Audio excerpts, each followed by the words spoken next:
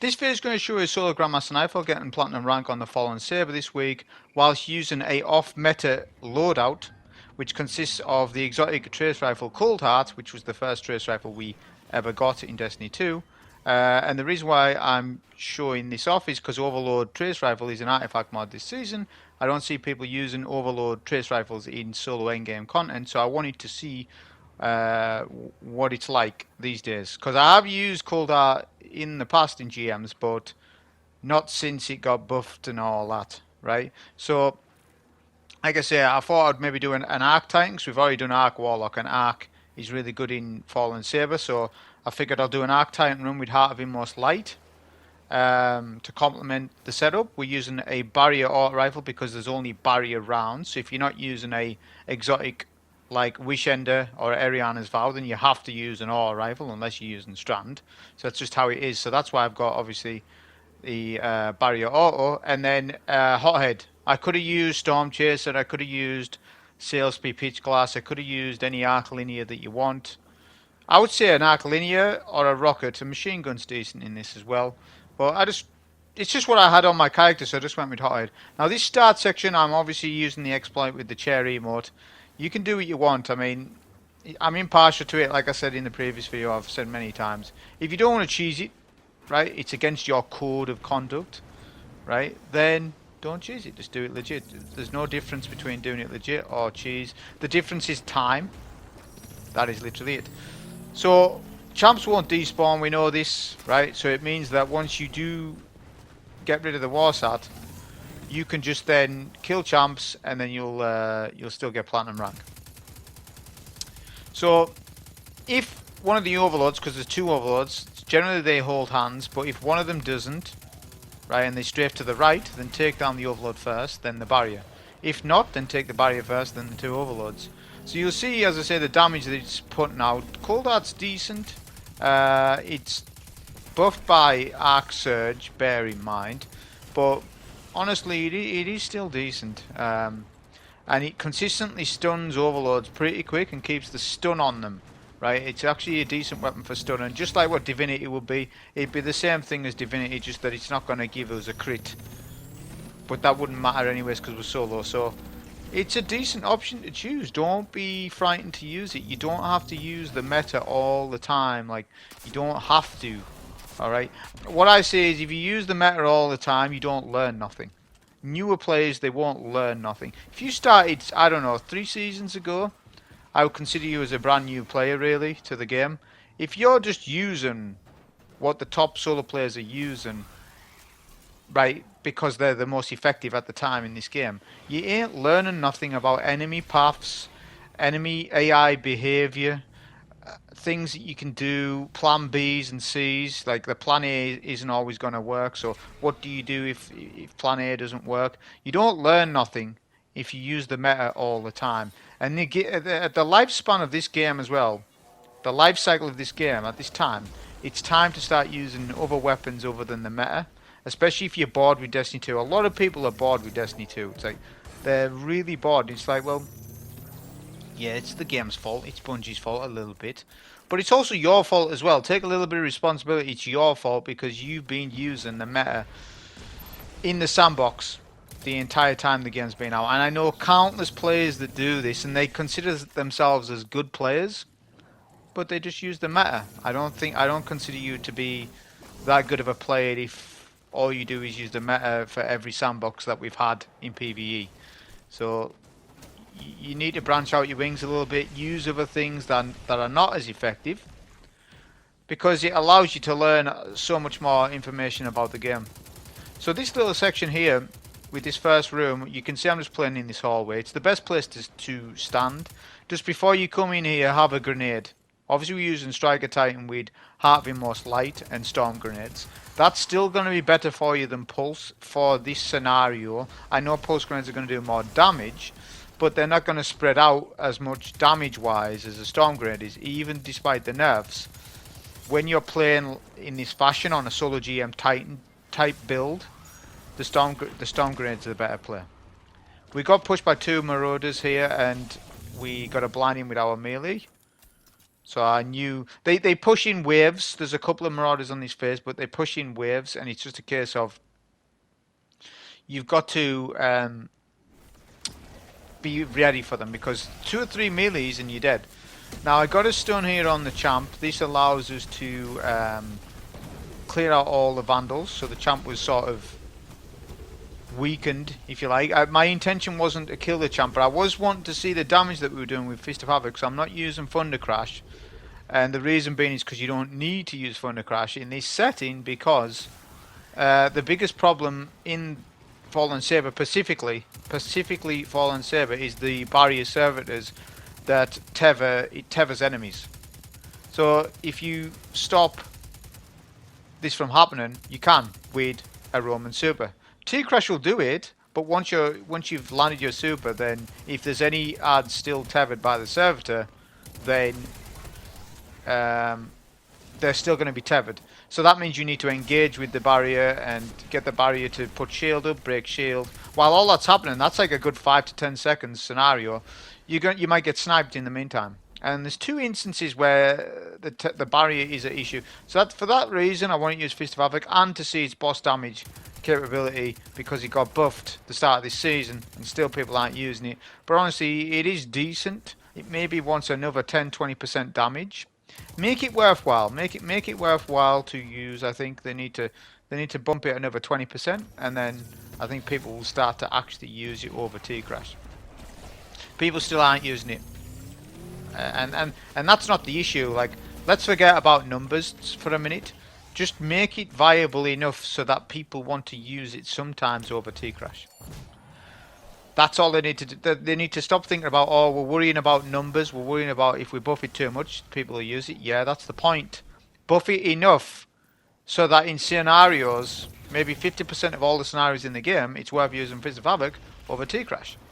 Like, I don't know why that isn't their ideology when they're buffing stuff.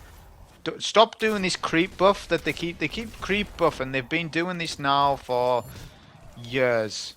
Where they creep buff, they adjust something a little bit, then a little bit more, because they're frightened if they buff something too much that you're not gonna that it's gonna be breaking the game. Stop doing these small buffs because it takes like 3 seasons until like something's good. Now it's like, no, give it a large buff right now, so it's good. Like Grand Overture was a classic example. They buffed it small, incrementally, and then all of a sudden, it's good enough. But it took how long? 2-3 seasons? No, it should be buffed instant, and it should be quicker than this. They need to do their buffs differently, I think. That's a problem I foresee.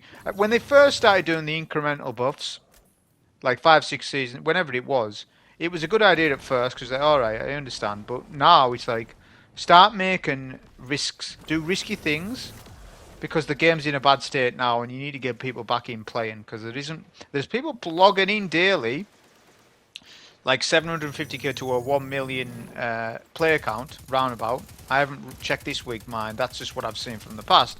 So there's good, healthy daily logins, but I bet the player retention's low. We don't have access to those stats, but I bet you the player retention and player that the hours that people are playing is far lower than what it used to be because the game's in a bad state and there's nothing to do, is there really? There's just nothing to do. 2 weeks of season, something to do. After that, there's not really anything to do. And I don't count triumphs as content. Triumphs and seals are not content. They are collectibles and extras for fanatics to chase, but don't push that down our throats who don't want to chase triumphs. Like, I don't want to chase triumphs. Like, you know, complete 50 lost sectors and kill so many enemies with your grenade or collect this certain item on this certain planet. It's like, I don't want to do all that stuff. I haven't got time for it. I want to just play, come on, and have a good time with it, with the game, and that's it. I don't want to be constantly doing triumphs and seals. I've stopped doing them at this point. It's got to the point where I'm starting to not even do seasonal seals. Because they're just like, you've been there during the season, you got that seal. There's no skill involved in them. And there was in the older seals. Like Harbinger was a good example. Shadow was a good example. Some of the older seals were really, really, really good. The newer ones, aren't very good. The dungeon seals are okay, fair enough. But even they're kind of a tick list. They're kind of a tick list, if I'm being honest. With this orb phase, you need to make sure that your movement's exact. Because these arc waves obviously will kill you instantly. So the easiest way of doing this, right, is picking up the orb as soon as an arc lightning goes past, right? You then need to pick up orb and then slide. Do the slide technique. So we're sliding. Ads are infinite here, bear in mind. Right, so keep doing your slide, then get a nade down, and then commit. Commit to just running. Because the arc wave behind you won't catch you if your time is correct, and then it makes it easy. Because there's an exploded shank that spawns at spawn of at the location to dunk, and one behind you. So if you're waiting too long, the shank behind you explode and kill you. Generally speaking. You have got electric armor this season though. So obviously with my artifact mod, I've got all the arc mods on, obviously. When we're running any arc class, you always have those on. There's no reason to not put them on. You paid for the season. I don't see why people make comments around like, I'm not going to use the artifact mods. Well, why? You paid for money for them, didn't you? Just use them. Because next season there'll be some other powerful mods. Well, you would hope there is, anyways, at least. So this little room, this is room 2 I refer to. So this room can be, it's all about your nade in this room. You need to prioritize dealing damage when you're behind cover, because that little entrance, right, is a death trap. For nades, a lot of solar damage coming at you, stuff like that. So plus the exploded shanks at the start. Then after that there's a wave of fallen melee enemies, whatever they're called. They just keep spawning up, so you need to be wary of that spawn when you're dealing with champs. So I've dealt with this room probably wrong. This was my first attempt, by the way, by just using Cold Heart, so it wasn't optimized as what it could have been. But I'm not using an optimized loadout, so I don't see the issue with me like redoing it and stuff. So this room, I should have saved my super for this section, because as I said in the first room, the issue when you're fighting barriers in this run is the tether. It's tethering all the enemies, and it means that you've got to engage with a dangerous situation, which otherwise you wouldn't have had to deal with if I'd saved my Roman super for this section. So we need to engage with the barrier. So most ads are dealt with. There is one orange bar elite being tethered, which we need to be paying attention to. The auto rifle, by the way, I haven't talked too much about this. So the reason why I'm using this auto rifle is because this auto rifle is better. It's basically a Scathelocke. It's got the same gun model as Scathelocke. If you don't know what Scathelocke is, you should. It was one of the best original auto rifles that we got in Vanilla D2. It then got brought back multiple times, and Scathelocke's just a fantastic 600 RPM auto. It's a middle ground auto. I between like 720 and then the high impacts. It's just a fantastic auto rifle. This one's got frenzy rewind rounds. It's just really good. It's a consistent auto rifle. I know it's not got adaptive or whatever like my role.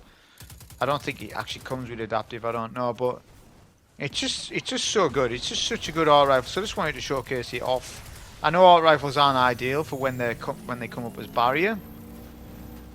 But honestly, it's a new auto rifle. I recommend that when you get one and you get a good roll, try it out. So this is Cold Heart showing you how good it is, decent, for still getting a stun on overload, because trace rifles can't or did used to suffer from range drop off.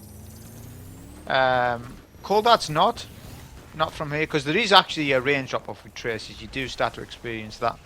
But even from this range, 15 to 20 minutes, whatever it is, it's still being able to reliably stun and overload, right? And I can still fight from cover, because there was 2 overloads up there, so I couldn't push up too close. Now I can, because I've isolated the champions away from each other.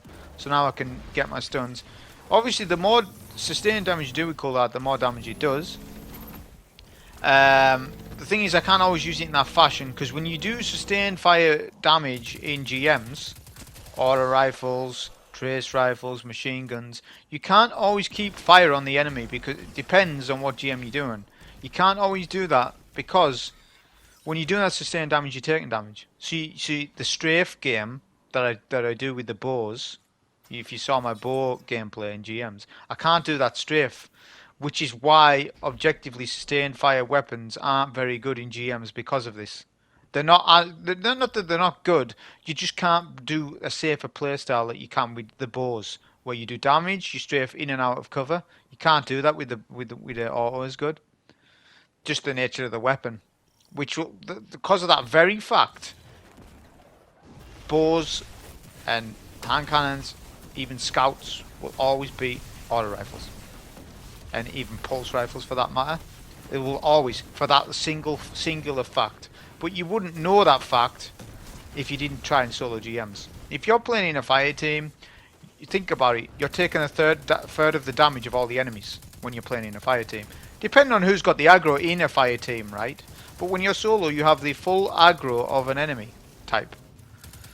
So you start to experience a bit. Like right now, I'm playing a little bit dangerous, but I used my Roman super to clear out all the enemies, so it meant that the enemies weren't a problem for that surround the barrier, but now what the problem is, the adds to my left.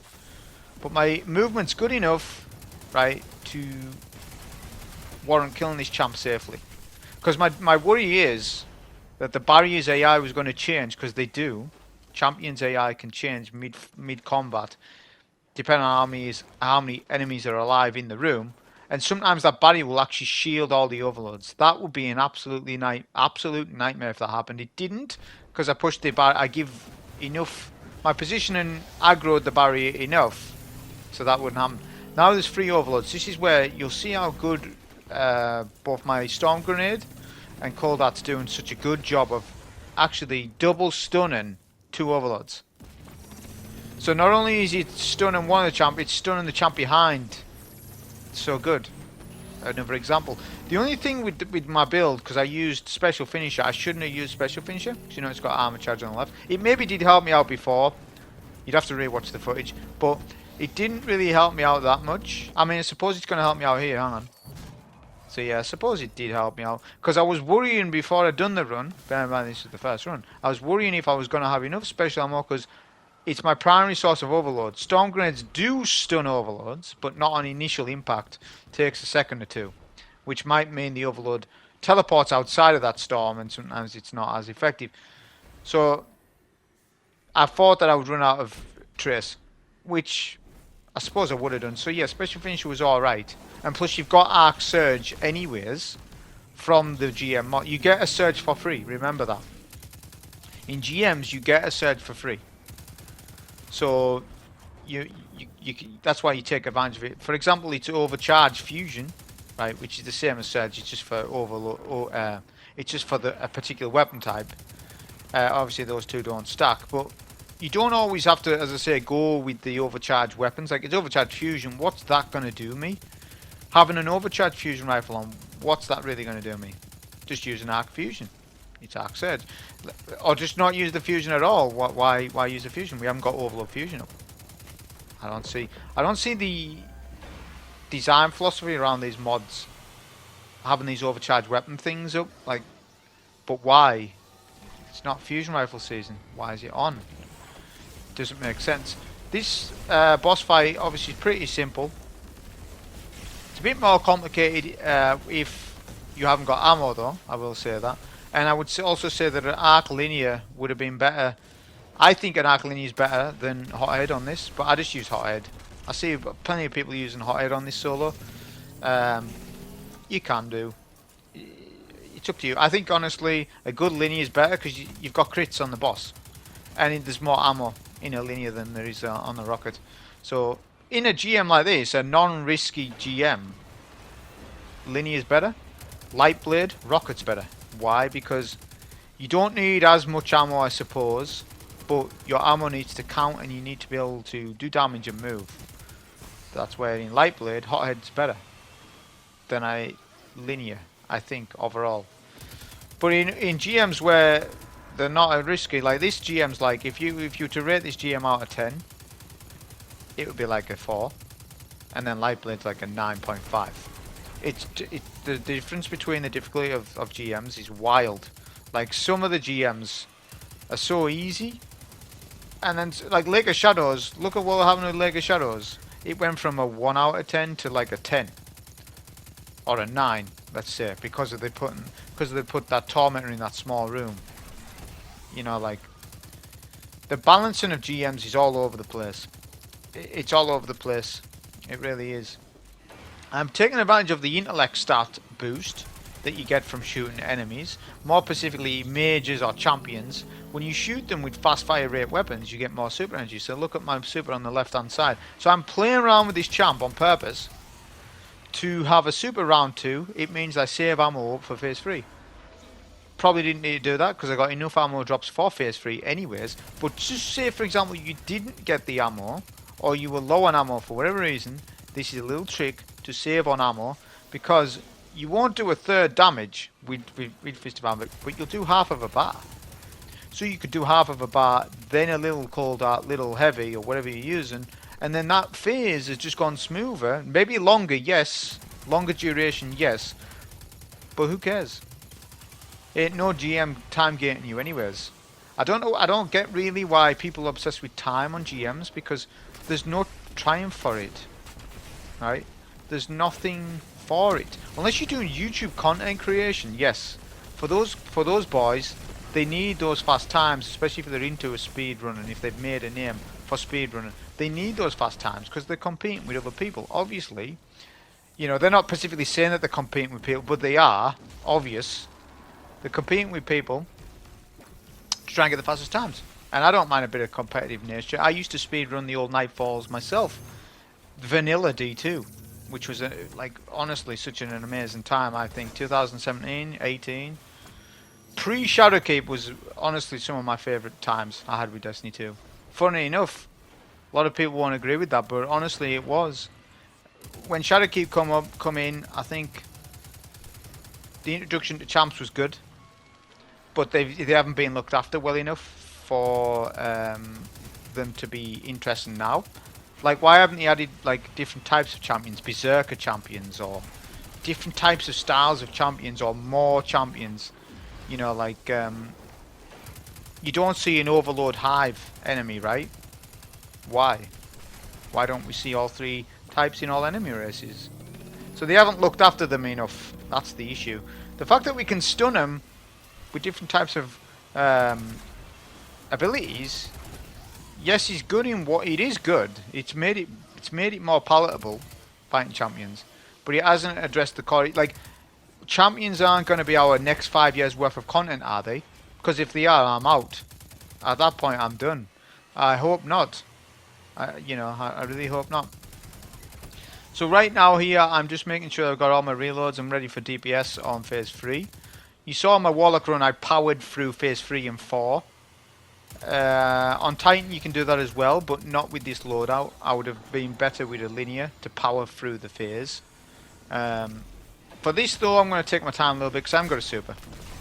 So that just results in a time loss. So if you power through phase 3 and 4, you'll be done with it in 30 seconds. If you don't power through it like that, then you won't be done with it. You'll have to wait another extra minute and 30 or something to wait out all the exploded shanks, because there's a lot of phases. There's loads of phases, but again, why micromanage your time if you're somebody who's soloing this and just trying to follow along a video? Why micromanage your time to the high level? You're not a high level player, so why micromanage? I really do honestly sort of look at some people's comments and just think they probably don't know what they're talking about, but they're acting like they do seem like they're talking what they're talking about. You know, claiming that this player is the best player over that player. Then they don't know this. They haven't researched it. I've researched it to a high degree using YouTube search filters, which most people don't know how to use. Searching daily on the GMs or day 1 solo flawless. Like, I knew all the day 1, day 2 solo flawless Ghosts of the Deep dungeon, because you can literally search up the day 1 via YouTube. So whenever there's something come out fresh, a new activity, and it's super hard soloing it day 1, look up who done it day 1, and then you'll start to gain a profile of all the best players. Not necessarily the most subs, Because more subs does not mean better of a player.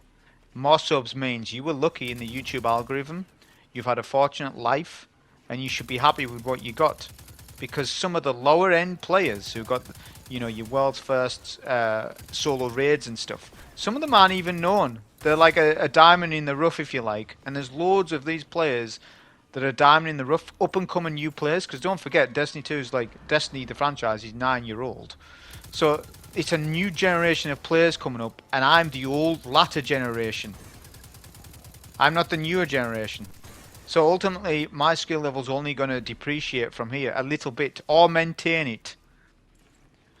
Whereas the newer players, these newer players with crazy DPS phases and all this sort of stuff, some of our like players in my generation can't pull it off. Plus, some of us are on console, and you definitely can't pull them off. You ain't competing with PC. So don't just say, "Oh, this guy's got the most subs. It means he's the best at Destiny 2." No, he's not.